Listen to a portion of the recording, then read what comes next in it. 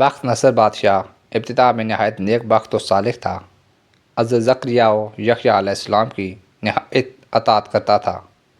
اتفاقاً اس نے ایک عورت سے نکاح کیا جس کے ہمراہ ایک لڑکی نہایت خوبصورت پہلے شوہر سے تھی۔ جب وہ لڑکی سن بلوغت کو پہنچی تو بادشاہ اس کی بہار حسن دیکھ کر دیوانہ ہو گیا۔ اس کی ماں کو پیغام دیا، وہ بہت خوش ہوئی، مگر دل میں اندیشہ کیا کہ بادشاہ پیغمبروں کا مطیع ہے اور نکاح اللہ کے پیغمبر کی شریعت کے خلاف ہے، وہ کیوں اس کام کی اجازت دیں گے؟ اس لیے بادشاہ سے کہا کہ تم اس کا مہر ادا نہ کر سکو گے۔ بادشاہ نے دریافت کیا کہ کتنا مہر ہے؟ جو کچھ کہو میں دوں گا۔ عورت نے کہا، اس کا مہر تمہارے دونوں پیغمبروں کا سر ہے۔ اگر تم یہ مہر ادا کر سکو تو لڑکی حاضر ہے، ورنہ اس کا نام مت لو۔ بادشاہ نے کہا کہ یہ پیغمبر ہمارے دشمن نہیں بلکہ ہمارے خیرخواہ اور دعا گو ہیں۔ ان کو بے جرم گناہ قتل کرنا ظلم عظیم ہے۔ اس کے سوا کچھ مانگو، جو مہر کہو مجھے منظور ہے۔ اس نے کہا، اس کے سوا کوئی مہر نہیں ہے۔ بادشاہ نے خواہش نفسانی سے مغلوب ہو کر فوج کو حکم دیا کہ دونوں بے گناہوں کا سر کاٹ لاؤ۔ حکم کے بموجب سپاہیوں نے جا کر اول حضرت یحییٰ علیہ السلام کو بیت المقدس میں قتل کیا اور حضرت زکریا علیہ السلام یہ حال دیکھ کر جنگل کی طرف چلے گئے۔ فوج پیچھے ہوئی اور شیطان نے ان کی رہنمائی کی۔ جب سپاہیوں نے ہاتھ دبایا اور گھیر لیا تو حضرت زکریا علیہ السلام نے ایک درخت سے التجا کی کہ مجھ کو اس وقت پناہ دے۔ وہ درخت پھٹ گیا، یہ اس کے اندر سما گئے، وہ پھر بند ہو گیا، لیکن قدرے کپڑا باہر رہ گیا۔ فوج متحیر ہوئی کہ کہاں غائب ہو گئی۔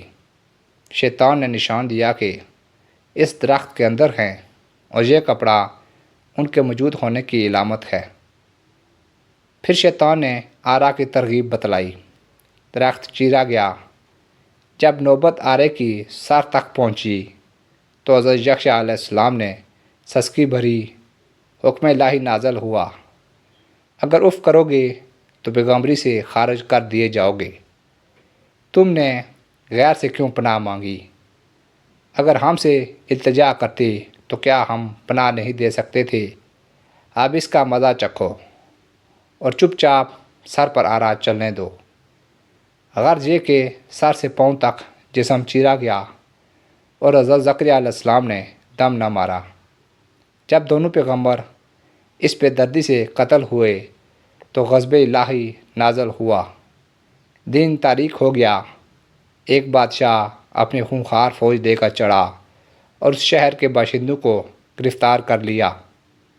حضرت یحییٰ علیہ السلام کا خون بند نہ ہوتا تھا۔ جب قبر میں رکھتے تھے تو قبر خون سے لبریز ہو جاتی تھی۔ بادشاہ کے لشکر نے قسم کھائی کہ جب تک خون بند نہ ہوگا میں قتل سے باز نہ رہوں گا۔ ہزارہا آدمی تہہ تیغ کر دیے لیکن خون بند نہ ہوا۔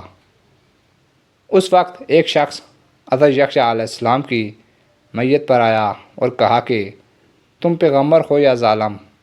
ایک خون کے بدلے میں 1000 آدمی قتل ہو چکے ہیں، اب کیا سارے جہان کو قتل کراؤ گے؟